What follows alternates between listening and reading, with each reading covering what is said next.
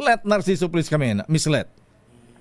Lakay, Sister L, ibinalita ni Pangulong Ferdinand Marcos Jr. sa mga Pilipino sa India ang mga ginagawa ng pamahalaan para sa kapakanan ng OFWs.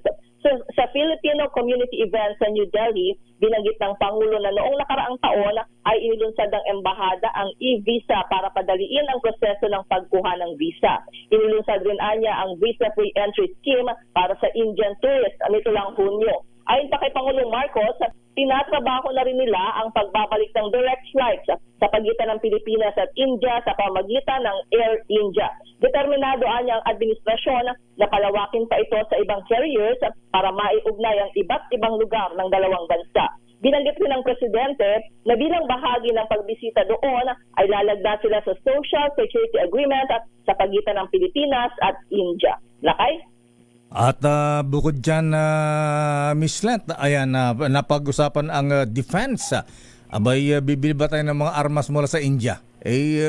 Di ba mga sophisticated din yung kanilang mga armaments ng India, ha? Meron na sila nuclear weapons, pero hindi naman siguro ang bibili natin yan. Yung mga, may mga inilalako sila rito noon sa ano Yung BrahMos ba ayun, yung BrahMos missile at saka may mga submarine pa sila, ha, na inilalako sa atin. Laki na tanong yan dati sa DFA, sabi nila abangan na lang dahil mukhang ang Department of Defense ang magbibigay ng detalye tungkol dyan. Ayan, mamaya malaman natin doon sa report ni Edniel dahil kasama yata dito si Defense Secretary Gibo Teodoro, di ba? Kasama Lakay. Ayan. At di ba, matatandaan mo nitong kasabay itong pagbiyahe ng Presidente, mayroong military exercises ang Pilipinas at India. Ayan, oo, actually, ito yung sinusubaybayan ng Chinese Coast Guard dyan sa West Philippine Sea habang sinasagawa yung Indian-Philippine military drill dyan. Para sa lahat halos ng bansa na pinupunta ng Presidente ngayon, Lakay, palaging kasama ang defense and security sa mga isinusulong na kooperasyon. O sige, abangan natin yan. So anong grupo ang kakausapin ng Pangulong Marcos ngayon sa India?